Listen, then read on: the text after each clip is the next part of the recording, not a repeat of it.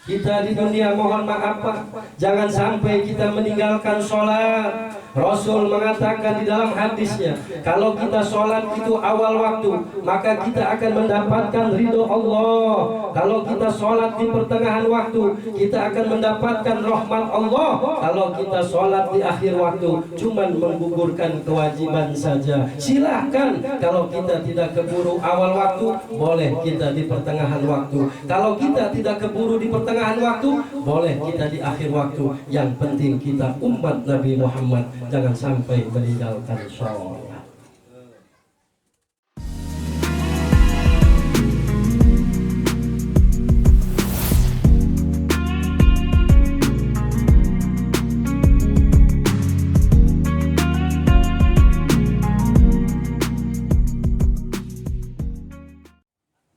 Assalamualaikum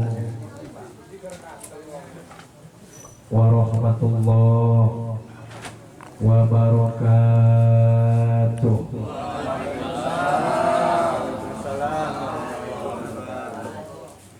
Bu rasa-rasa dia jawab salah. Artis kayaknya. Artis coba. Adam. Udah mengkenen mah anak pantun lagi. Jalan-jalan ke kota Padang, jangan lupa mampir ke kota Prayaman. Udan-udan mah enak ya. Siapa sih ngomong kekelonan? Mentang-mentang jadi duda baji aku sih.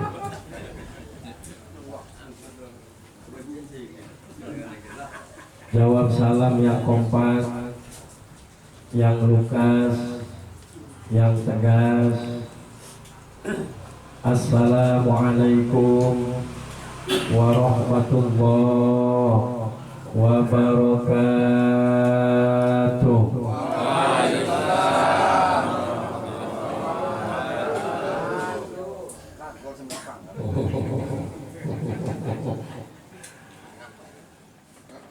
Alhamdulillah.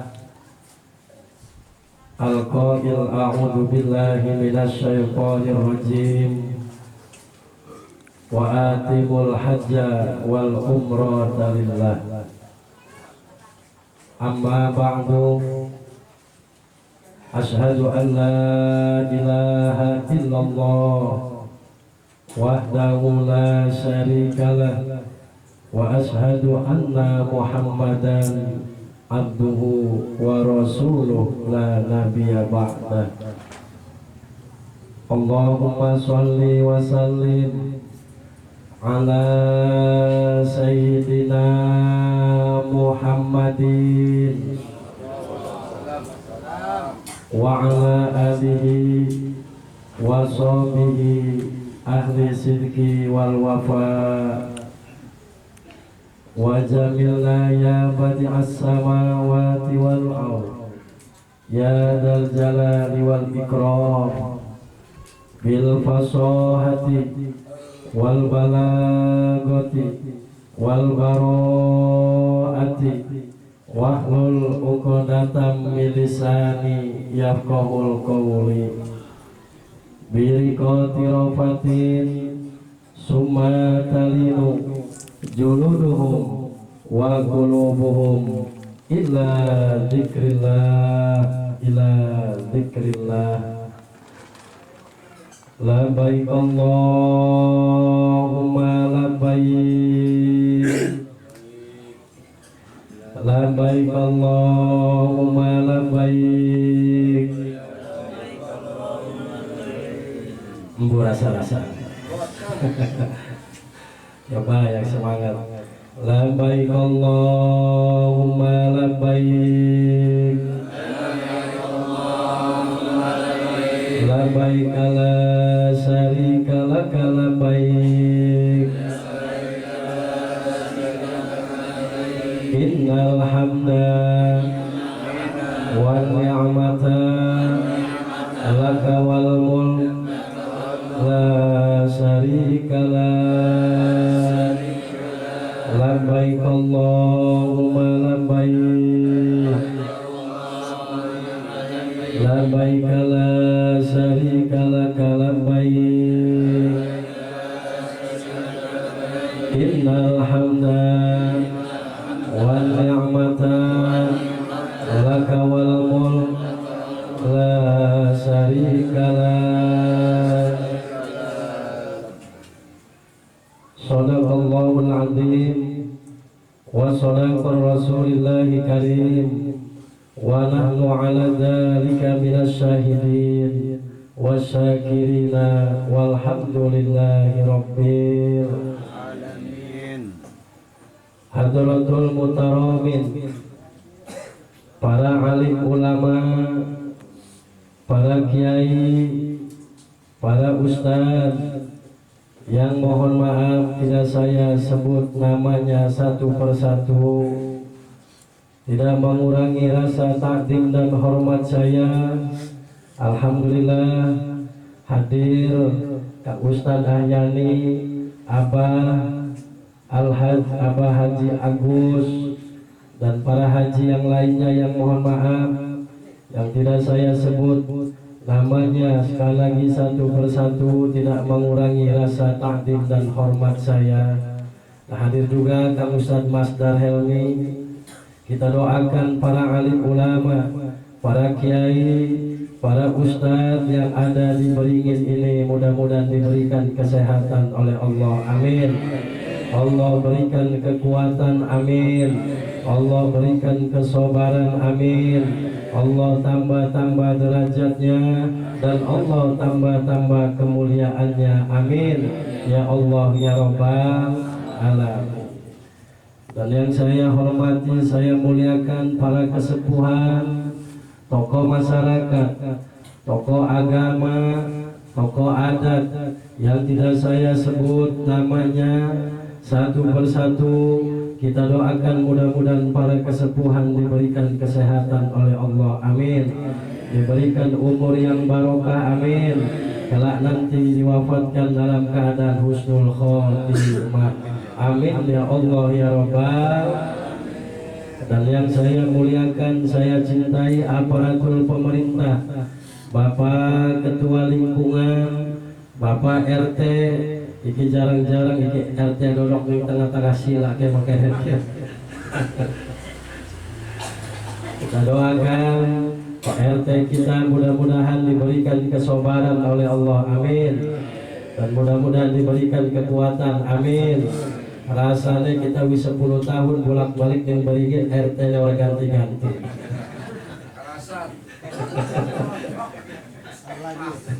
Masya Allah. Sekali lagi kita doakan PRT kita mudah-mudahan dijaga oleh Allah Subhanahu wa Ta'ala, amin ya Allah ya Rabbal alamin. Wabil khusus yang saya muliakan, saya takdimi calon tamu Allah, Doifullah Doifur Rahman Abah Madurid, yang insya Allah nanti tanggal 30 berangkatnya bareng dengan saya, Bapak Ibu jamaah rahimakumullah. Mudah-mudahan, wih ngopi takir. Waduh, iki marong jam ngaji lagi. Urusan dawakin urusan sampai subuh ya. Iki siring nang jero dok, sini kopi apa ning jabat juga ya. Oh. Dulu ning balik tembok ini kopi orang kan. Duduk mengkira namat modelnya ngaji yang Beringin kian. Anak silang buri kan cuma kita kundasi doang. Oh, tenang Pak, kopi lagi kebagian. Nah, wabil khusus, mohon maaf yang saya muliakan, saya cintai calon tamu Allah, Doifullah Doifur Rahman Bapak Madurid. Insya Allah Pak Madurid nanti tanggal 30 berangkatnya Pak, bareng dengan saya alhamdulillah membawa jamaah 70 orang Pak. Alhamdulillah.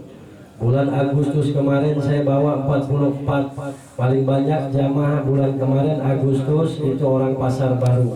Ada orang 15-an, hampir 13 orang Pasar Baru yang berangkat bareng dengan saya, Bapak Ibu Doifullah Doifur Rahman.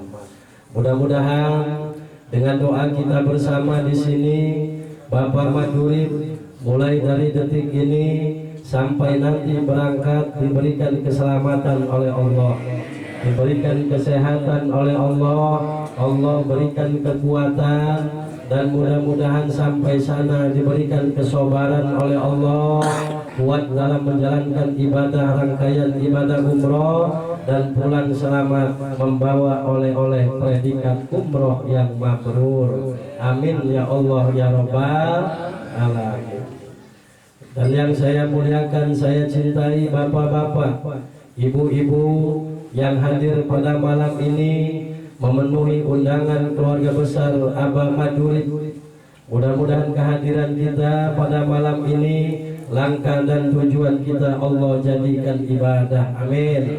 Mudah-mudahan kita semua diberikan umur yang barokah, mudah-mudahan kita diberikan keturunan yang soleh dan solehah, rizkinya luas melimpah. Dulu ambil lemes Ahmad, kopi dulu pada turun kaya dulu nyampe. Abah Madurib, kopi dulu nyampe. Lanjut, ya amin. Sing semangat artis-artis kayak mengkenen mah.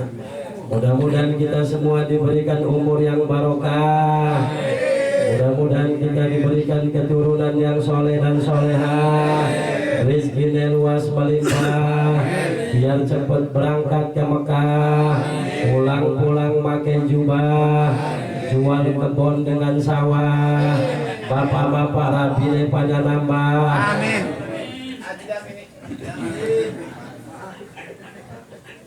Jadi mudah-mudahan kita semua diwafatkan dalam keadaan husnul khotimah. Amin ya Allah ya Rabbal alamin. Bapak Ibu jamaah rahimakumullah, di zaman sekarang para bapak, bukan hanya di zaman sekarang kita hidup di dunia ini, saya awali mengingatkan kepada Bapak Ibu jamaah rahimakumullah, sebelum saya menerangkan masalah perjalanan umroh, mohon maaf, berdirinya saya di sini bukan untuk menggurui bapak atau orang tua saya, para kiai, para tuan guru yang ada di Beringin. Kita Bapak Ibu jamaah rahimakumullah, kita harus ingat, kita di dunia ini siapapun orangnya pasti akan diberikan ujian oleh Allah. Karena kata Rasul, ad-dunya darul mihan, dunia ini tempat ujian. Siapapun orangnya, profesinya apapun, kita hidup di dunia ini pasti akan menemui yang namanya ujian. Kiai, ustadz, polisi, guru, pedagang, petani, yang besar, yang kecil, pasti di dunia ini kita akan mengalami atau mendapatkan yang namanya ujian. Bapak Ibu, ngomong-ngomong masalah ujian, bukan hanya di kalangan siapapun orangnya Pak, lagi saya saja penceramah dan diuji oleh Allah. Saya juga penceramah nih Pak Abaji Agus, pasti diuji oleh Allah. Di tahun kemarin saya pernah ceramah di Lampung Tengah Pak. Dicerita dulu sedikit. Saya di Lampung Tengah, kalau tidak salah pada waktu itu acaranya acara Muharram. Kalau orang Lampung Tengah, kalau acara yaitu tahun baru Islam, ini para jamaah yang hadir semua diberikan wiridan amalan Pak. Sebanyak 2 lembar amalan, semua dibagikan jamaah-jamaah yang datang. Pada waktu itu saya ceramah selesai 1,5 jam. Biasa masyarakat kalau ngundang berceramah, biasanya kalau mau pulang itu dikejar. Kitongkat, ada apa Pak? Ini kitongkat, ada titipan amanah dari masyarakat, tolong diterima. Jangan dilihat banyak atau sedikitnya, kata panitia tersebut. Saya pegang itu Bapak, air kemudian saya kantongin. Tapi saya rasa-rasa di dalamnya, saya rasa-rasa yang dikasih ini kayaknya agak tebal Pak, agak kandel. Kerungut Pak. Kerungu. Madurit kerungu nih. Siapa sih ngomong madurit? Akhir kemudian Bapak, ini cerita sedikit. Ketika saya sepulang, saya ngomong dengan santri saya yang biasa bawa mobil itu Andres, anaknya almarhum Pak Wandi, Abah Wandi, orang Beringin ya. Kata saya, Andres, nanti kalau ada pom berhenti dulu. Ada apa Kang? Isi dulu bensinnya, kata saya. Tapi Andres, kira-kira kalau nyampe Kalianda, nyampe nggak? Nyampe Kang. Tapi harus diisi Andres, karena Kakang besok paginya nanti ngisi acara di Bakauheni. Siap Kang? Akhir kemudian ada pom, Andes berhenti. Ketika mau ngisi, nanti dulu Des, Kakang lihat dulu. Kakang dapat amplop nih. Saya lihat itu amplopnya, saya buka, ternyata isinya wiridan. Bukan ujian. Saya buka isinya wiridan, Pak. Kayaknya panitia ini ngantuk kayaknya. Salam gede. Masih panas kabinnya. Saya buka itu wiridan.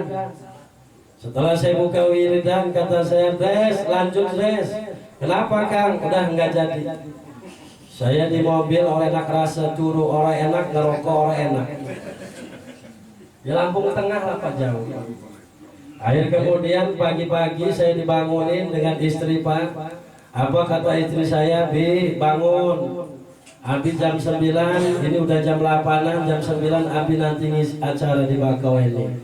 Nah, baru ucek-ucek saya mata, biasa wong wadon kan Pak. Kalau perempuan mah nggak lupa dengan yang namanya. Wong wadon menang baik lah itu. Anak ya, Budi. Anak wadon, beneran kerudungnya doang. Ada jatis.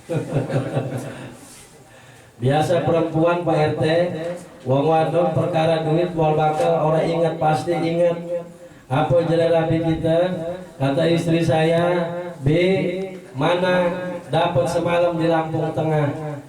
Oh, bingung kita. Woi, kopi teka. Wah, Gimana jawab? kopi nih. Ngerti Karim Genong ya. Lanjut. Terus. Terus ada kopi oleh. Oh, ada bagi kopi dikit. Ya. Lanjut. Apa kata istri saya, Bapak? Kata istri saya, B, mana dapat semalam dari Lampung Tengah? Mikir kita bingung. Karena lamun kita warai jadi ikut acara bahaya. Darah ini kita mampir ke rumah janda mana? Betul Pak RT? Akhir kemudian apa kata saya? Aduh deh, mohon maaf, Abi acara semalam nggak jadi. Kenapa Abi nggak jadi? Hujan. Hujannya kenapa? Hujannya gede, banjir. Jadi kita tenda-tenda pada rubuh. Itu ujian Pak. Ujian. Para bapak jamaah rahimakumullah, maka kita menghadapi hidup ini para bapak jamaah, jangan pernah kita mengeluh menjalankan hidup. Kita terus perbanyak bersyukur kepada Allah dan yakinlah kepada Allah, karena dunia ini adalah jembatan. Jembatan apa? Jembatan kita mau pulang kembali kepada Allah. Nah, apalagi di zaman sekarang, zaman yang penuh ujian. Bukan hanya ujian dengan orang yang jauh, ujian dengan orang yang terdekat dengan kita, para bapak jamaah rahimakumullah. Nah, ujian inilah yang bisa menghancurkan di dalam keluarga kita, Pak. Ujian yang bisa menghancurkan dengan orang yang terdekat dengan kita. Apa? Yaitu HP. Anak kita umur 5 tahun, 6 tahun, 7 tahun. Zaman dulu para bapak jamaah kita, anak-anak kecil zaman dulu itu jam 6, jam setengah 6 sudah pada kumpul di masjid, betul? pada sholawatan. Coba anak di zaman sekarang umur 5 tahun, 6 tahun, 7 tahun, 9 tahun, 10 tahun itu disibukkan dengan yang namanya HP, disibukkan dengan yang namanya FE, permainan, Mobile Legend, YouTube. Nah, ini ujian yang bisa menghancurkan di dalam keluarga kita, para bapak ibu jamaah rahimakumullah. Nah, terus anaknya disibukkan dengan HP, ibunya juga disibukkan dengan HP. Dengan apa? Disibukkan dengan TikTok. Betul, Pak? Disibukkan dengan TikTok. Terus bapak-bapaknya disibukkan dengan apa? Suaminya, bapaknya disibukkan dengan selot. Betul. Ada di sini tukang main selot, Pak? Ada. Orangnya hadir. Pakai sarung apa pakai peci?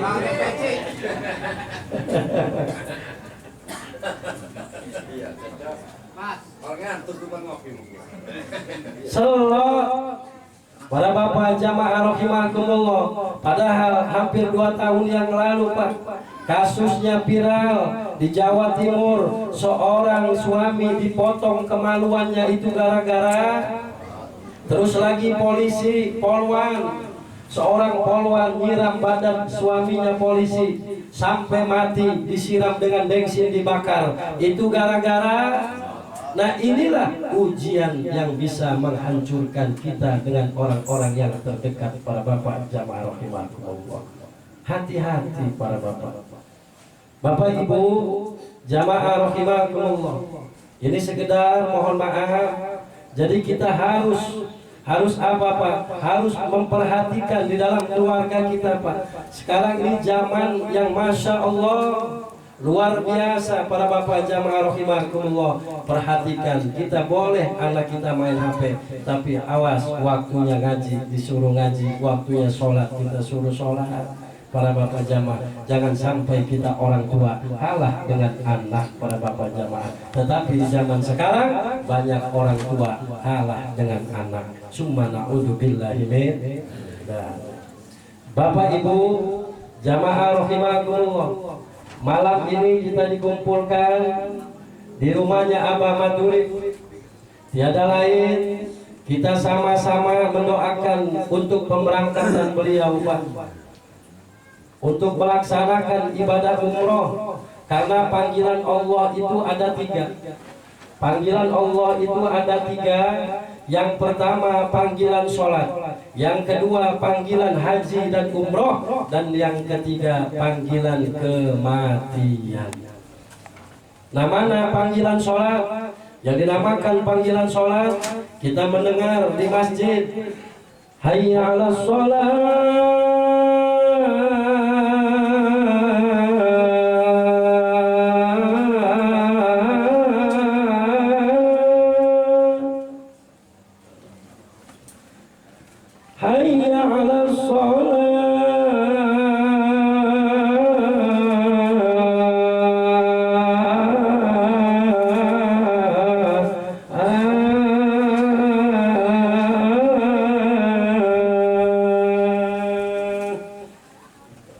Kita mendengar suara adzan di masjid.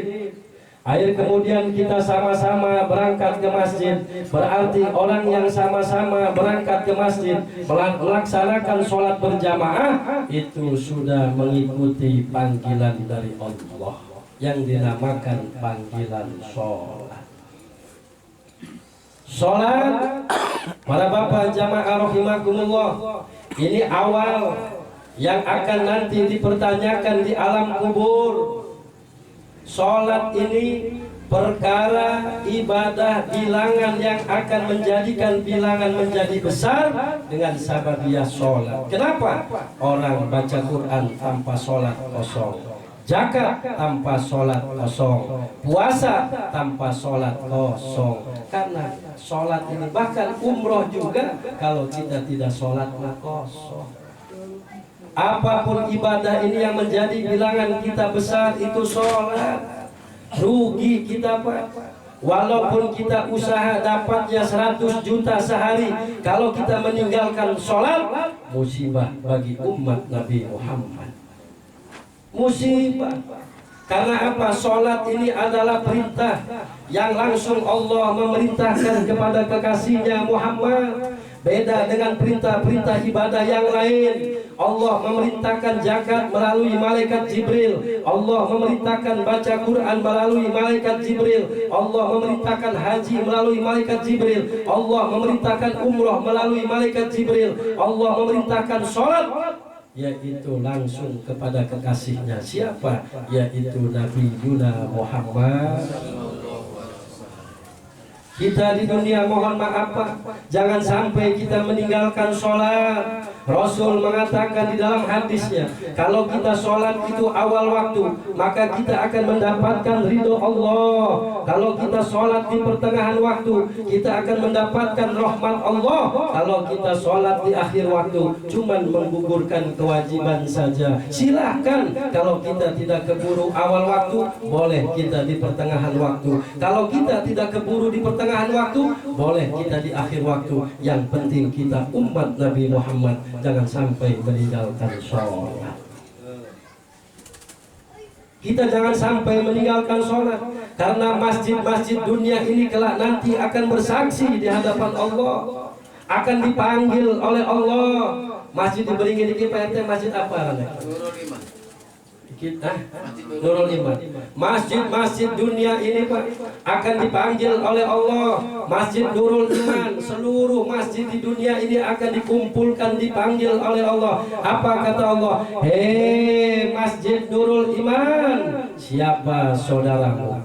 Masjid akan jawab, saudaraku ya Allah, orang yang muadzin, tukang adzan di masjid, orang yang tukang khotbah, orang yang tukang imam, orang yang tukang sholat berjamaah di masjid, orang yang tukang bersih-bersih di masjid, dan orang yang infak atau sedekah jariah di masjid. Itulah saudara saya, kata masjid. Kalau itu sih bukan. Kenapa? Karena datang ke masjidnya seminggu sekali.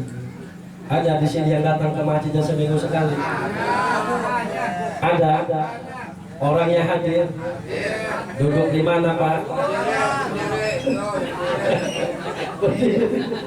Tukang shooting. Tukang shooting. Bukan, dari masjid itu bukan saudara saya. Kenapa? Karena datang ke masjidnya seminggu sekali. Kalau itu sih kata Allah, bukan. Kenapa? Karena datang ke masjidnya setahun sekali. Ada di sini yang datang ke masjid setahun sekali? Ada. Banyak. Orangnya hadir Pak. Duduk di belakang. Oh,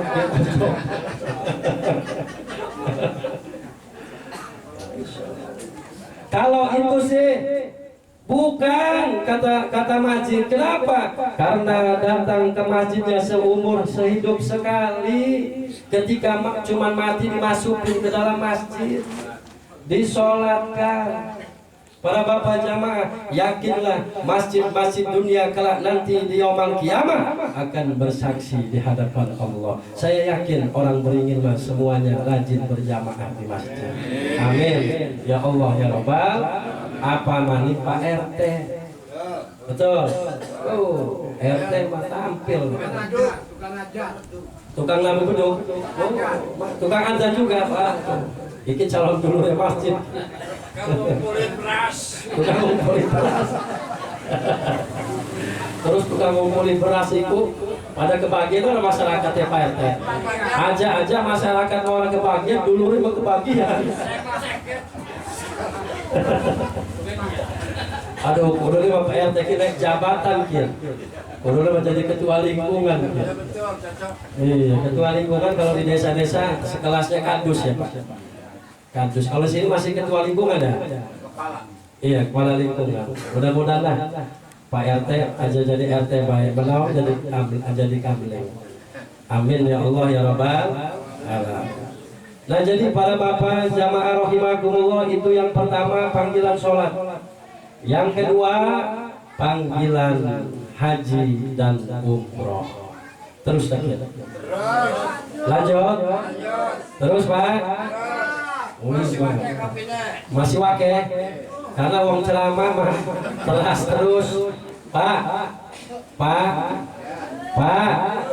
Orang ceramah mah terus mau lama mau sebentar, sih penting boleh amal. Siapa sih mau amplop? Amal sareng peces. Amal sedang picis. Siapa sih ngomong amplop tuh? Dusun amat kalau penceramah amplop-amplopan.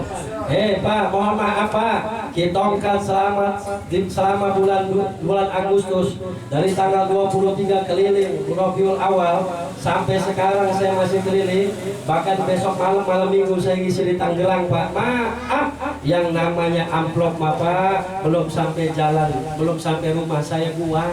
Yang penting isi nih.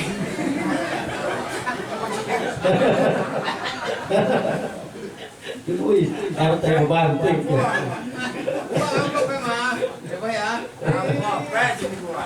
Amplop Bisa di kantong ya. Masya Allah. Lanjut Pak. Lanjut. Yang kedua, panggilan haji dan umroh. Nah para bapak jamaah rahimakumullah, panggilan haji dan umroh, orang yang mampu melaksanakan ibadah haji, orang yang dimampukan melaksanakan ibadah umroh Pak, bukan karena kita orang kaya, bukan karena kita orang miskin, bukan karena kita seorang pendosa, bukan karena kita orang bodoh, bukan karena kita orang yang ahli ibadah. Karena kalau Allah sudah berkeinginan, pasti kita akan dipanggil dan diundang oleh Allah. Bapak-bapak pengen umroh? Pak, pengen umroh? Pengen? Terus duit tak? Terus lamun orang ada duit, siapa sih kalau umroh? Pak RT, Pak Egi. RT orang ada duit pada baik. Masya Allah. Nah jadi para bapak jamaah rahimakumullah, karena orang yang mampu ke sana itu Pak karena keinginan dan undangan dari Allah Subhanahu wa ta'ala. Kalau Allah sudah berkeinginan Pak, di dunia ini tidak ada yang tidak mungkin. Contoh yaitu Nabi Adam alaihissalatu wassalam. Wih, berkah itu udah. Terus. Dulu anak kesapok ya. Cucunya. Oh cucu nggak apa-apa dulu deh. Mesti sunat. Belum. Belum.